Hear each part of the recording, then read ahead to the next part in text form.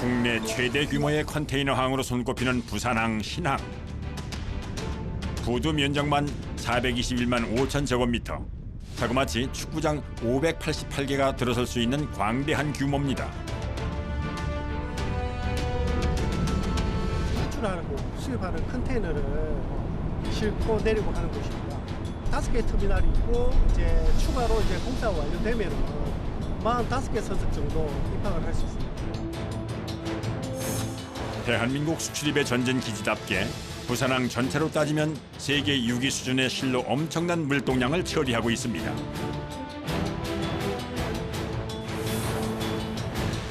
그 시각 부두 뒤편 야산 크기와 맞먹는 거대한 컨테이너 선박이 입항을 합니다.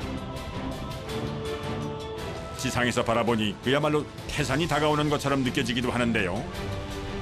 이 배는 컨테이너를 주로 나르는 컨테이너 전용 운반선이라고 보시면 되겠습니다. 이 배의 길이는 350m 정도 되고 실제 그 20피트 컨테이너 기준으로 해서 15,000개를 선적할 수가 있습니다. 조심스럽게 선박의 접안이 마무리되고 나면 곧바로 다음 작업으로 이어집니다. 오케이. 바로 선박을 고정하는 작업인데요. 줄건다니까 배가 움직이지 못하게끔 지금 현재 이 배를 갖다가 지금 이 피트에다가 그래야만이 되기 때문에 그럴 때 배가 움직이질 않아요. 작업을 할 수도 있고 하기 때문에. 이때 밧줄의 굵기와 개수는 선박의 크기와 컨테이너의 무게 그리고 날씨 상황까지 종합적으로 고려해서 결정하게 된답니다. 선체가 일정한 장력을 유지하며 부두에 단단히 고정돼야 하기 때문에 긴장을 놓칠 수 없는 작업입니다.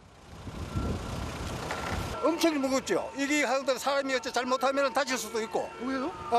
이게 워낙 배가 줄이 무겁고 하기 때문에 이 전부 다 나이 많은 사람들이 주로 일을 하고 있거든요. 이게 뭐 참 극한 이런 직업을 지금 나이 많은 사람들이 지금 이 선택을 해가지고 지금 하고 있는 그런 실정입니다. 선생님 연세가 어떻게 되는데요? 지금 우리는 나이가 여기 전부 다 뭐 한 70 다 넘은 사람들입니다. 선박은 항만에 머무르는 시간만큼 선사의 비용 부담이 늘어나기 때문에 신속하고 효율적인 하역 작업을 위해선 입항부터 출항까지 각각의 파트가 물 흐르듯 유기적으로 움직여야만 합니다.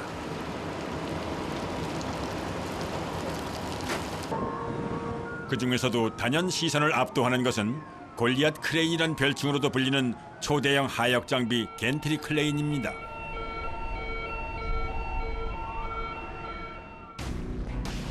높이 50m의 육중한 덩치로 최대 80톤의 무게까지 들어올릴 수 있다고 합니다.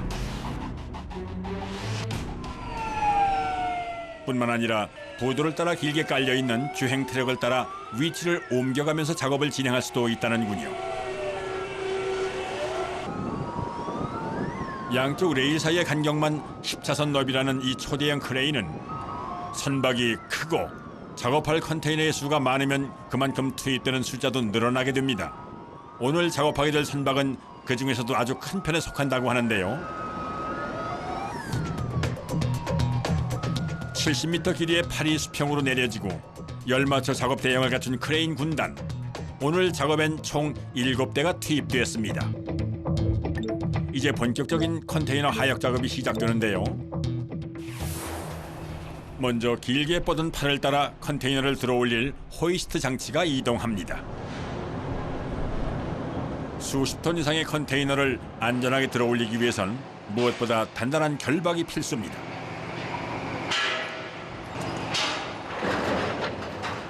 따라서 컨테이너 모서리에 있는 구멍과 호이스트 집게 부분의 원추형 연결 장치가 완전히 결합돼야만 움직이게 된다는군요.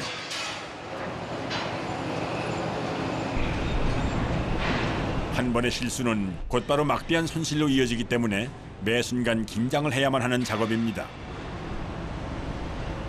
이렇게 지상으로 내려진 컨테이너는 대기하고 있던 야드 트럭에 실려 하역장으로 옮겨지게 됩니다. 총 컨테이너는 1,200개 양화로 예정되어 있는데 그중에 700개가 공 컨테이너로 저희 수출용으로 사용되기 위해서 700개를 내서 공급하기로 예정되어 있습니다. 공 컨테이너는 컨테이너가 비어있는 상태, 즉 그냥 아무것도 들어있지 않은 컨테이너라고 보시면 됩니다. 수입량과 수출량이 이게 똑같으면은 하나 들어온 게 하나 그대로 나가면 되는데 실제로는 그렇지 않고 수출량이 수입량에 비해서 2배 정도 많기 때문에 항상 저희는 이제 공컨테이너가 모자란 상태로. 다시 말해 수출 지향적인 우리의 무역 구조 특성상 제품을 많이 수출하기 위해선 이를 실어보낼 빈 컨테이너 역시 많이 필요한 상황인데요. 그렇게 국내로 들여온 컨테이너들은 이후 깐깐한 검수 과정을 거치게 됩니다. 공컨테이너의 경우에는 이상이 있는 것도 없는 것이 있는데 이상이 있는 거는 이제 수리장 가서 수리를 해야 되고요. 이상이 없는 거는 이제 수출용으로 컨테이너를 사용하게 됩니다. 저마다 갈 길을 찾아 떠나는 컨테이너들. 부두 뒤편에 자리한 이곳이 바로 컨테이너 수리장입니다. 날마다 약 400개의 컨테이너가 수리를 위해 입고된답니다. 과연 어떤 상태일지 궁금해지는데요. 이런 같은 경우에 이런 같은 이거를 이 판넬은 이 판넬과 같이 똑같이 만듭니다. 이 판넬은 보시다시피 이제 배에 싣거나 이랬을 때 문제가 발생할 수 있고요. 그 안에 물건을 실었을 때 문제가 발생할 수 있습니다. 그래서 이것도 원상복구의 대상입니다. 흙을 급격하게 빼다가 공기에 대해서 이제 안에 진공이 걸려서 이게 쪼그라들 수도 있고요. 반대로 이제 배에 실려 있을 때 파도 등에 맞아서 이렇게 또 변화가 될 수가 있습니다. 예, 이와 같은 경우에는 이제 이쪽에 외부에서 날카로운 것으로 파손을 일으켰습니다. 그래서 구멍이 났고 이 부분을 수리하게 됩니다. 여기 보시면 여기가 휘었고 여기 보시면 파손이 돼갖고 교체가 됐어야 됩니다. 수리 유형도 부위도 제각각인데요. 설상가상 직사광선이 내리쬐는 한낮의 야적장은 그 열기가 실로 상상을 초월하는 수준입니다. 이런 가운데 먼저 진행할 작업은 컨테이너 바닥판 교체입니다. 째졌으니까 샵으로 갈아 넣어야 돼. 무려 3번에 걸친 유관 검사를 통해 곳곳에 수리할 부분을 미리 표시해두면 그에 맞춰 보수 작업이 이루어진답니다. 그런데 나무 바닥판 교체 작업에 산소 절단기가 동원되는군요. 커피 못을 불어내야 올라오잖아요. 아, 못이 박혀 있어요, 여기에? 해상 운송 과정에서 파도를 맞으며 곳곳에 부식이 생긴 탓에 녹이 슬어 빠지지 않는 경우가 많다고 합니다. 그렇게 못의 머리를 제거하고 나면 이번엔 합판을 잘라내는데요. 전기톱에 날리는 톱밥과 먼지의 양이 실로 엄청납니다. 하지만 본격적으로 힘을 쓰는 작업은 이제부터가 시작입니다. 바닥 마루의 경우 화물의 무게를 잘 견딜 수 있도록 일반 합판을 20겹으로 압축시킨 특수 합판을 사용하게 되는데요. 때문에 뜯어내는 것만 해도 웬만한 힘으로는 쉽지 않은 작업이라고 합니다. 합판을 끌어올릴 때가 최고 힘들죠. 잘 안 뜯어져요. 20kg 정도 되는 합판을 지고 나르는 건 외려 쉬운 편이라는 작업자. 이번엔 철골 사이에 그대로 남아있는 못자루를 빼낼 차례입니다. 결속력을 높이기 위해 나사못을 이용하기 때문에 일일이 하나씩 망치로 내리쳐가며 빼낼 수밖에는 없다고 합니다.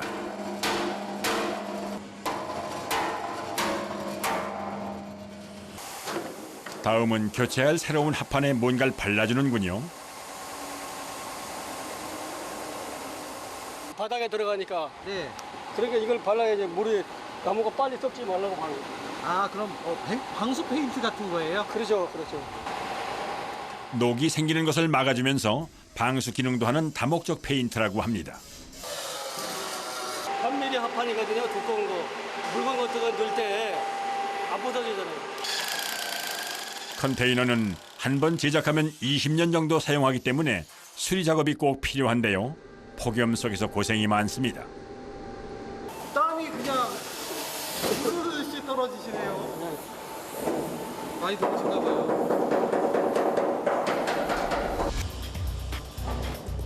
그렇게 오후로 접어들자 마치 잘 달궈진 프라이팬 모양 열기를 더해가는 한낮의 컨테이너 수리장. 실제로 컨테이너 표면 온도는 40도 이상. 내부는 50도를 넘어 최대 60도까지 치솟기도 하는데요. 상황이 이렇다 보니 작업 도중에도 수시로 휴게실을 찾아 냉수 한 잔 마셔가며 더위를 식힌답니다.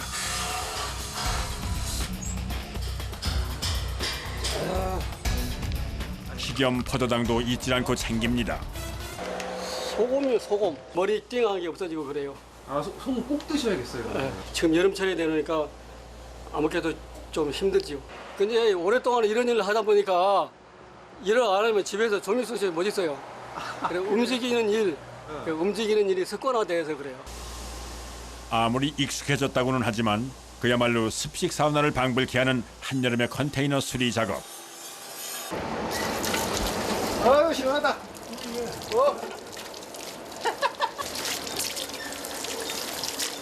아 고생 많습니다. 아유 시원하세요? 이렇게 상부상조로 땀을 씻어내는 작업자들. 네, 덥고요, 습하고 여기는 세척도 하기 때문에 굉장히 습합니다. 예. 아, 그래서 중간중간에 이렇게 등록 한 번씩 해주시는 거예요? 등목도 하고 세수도 하고 뭐 시원한 것도 먹고 이래 해야죠. 잠시 후 이번엔 한눈에 보기에도 크게 일그러진 컨테이너가 수리를 기다리고 있습니다. 다 뜯어내고 새 칠판을 깔아야 한다. 가만히 서 있기만 해도 땀이 흐르는 날씨에 또다시 등장한 산소 절단기. 이때 불꽃의 온도는 무려 1000도에 이른다고 하는데요. 1.6. 두꺼운 강철판을 자르다 보면 사방으로 튀는 불꽃들 때문에 화상의 위험도 늘 작업자들을 따라다니게 되는데요. 때문에 아무리 더운 날씨에도 두꺼운 옷을 몇 겹이나 입어야 한답니다. 작업자가 느끼는 체감 온도는 그야말로 한증막과 다름없는 수준.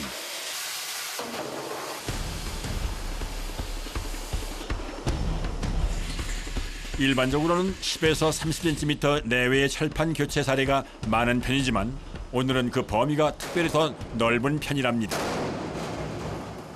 이번엔 무려 5kg이 넘는 쇠망치로 철판을 내리치는 작업자. 찌그러진 부위 좀 펴주시려고요. 온 힘을 실어 망치를 휘두르다 보면 이내 온몸이 땀으로 범벅이 되기도 하지만 찢어질 듯한 날카로운 굉음을 견디는 것 그 자체만으로도 보통 일이 아닙니다. 뒤를 이어 교체할 새 철판을 준비하는 작업자. 이 정도 크기면 그 무게만 해도 30kg이 넘는다고 하는데요. 작업 내내 땀이 마를 새가 없습니다. 문집하고 마무리. 이때 미세한 구멍이라도 남게 되면 수출할 제품에 치명적인 해가 될 수도 있기 때문에 완벽한 용접이 이루어져야만 한답니다. 마무리 작업으로는 2번의 페인트 칠이 더해지게 되는데요. 여간색으로 여기 안 서울으로 요 안 썼다고. 그렇게 도장까지 끝내고 나면 철판 교체 작업이 모두 완료됩니다. 말끔하게 수리가 잘 된 것 같군요. 이 밖에도 온종일 다양한 부위의 컨테이너 수리 작업이 이어졌는데요. 그 시각 한편에선 또 다른 작업을 준비 중입니다. 수리하고 세척을 하고 가야지 이제 새물을 담을 거니까 아, 그래. 세척을 다 하는 거예요? 그 싹까지 세척 다 해야지. 정밀한 전자제품부터 식품과 공산품에 이르기까지 다양한 물건들을 실어야 하기 때문에 세척 작업은 수리를 마무리 짓는 필수 과정이라고 하는군요. 수리 끝나고 이렇게 한 줄이 전체적으로 싹 이렇게 나가는 그 모습을 보면은 굉장히 뿌듯하죠. 예.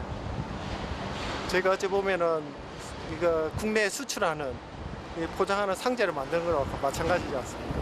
그래서 굉장히 뿌듯함을 느끼고 있습니다. 수출 강국, 대한민국의 최전선을 지키며 오늘도 뜨거운 땀방울을 흘리고 있을 이들의 열정과 노고에 박수를 보냅니다.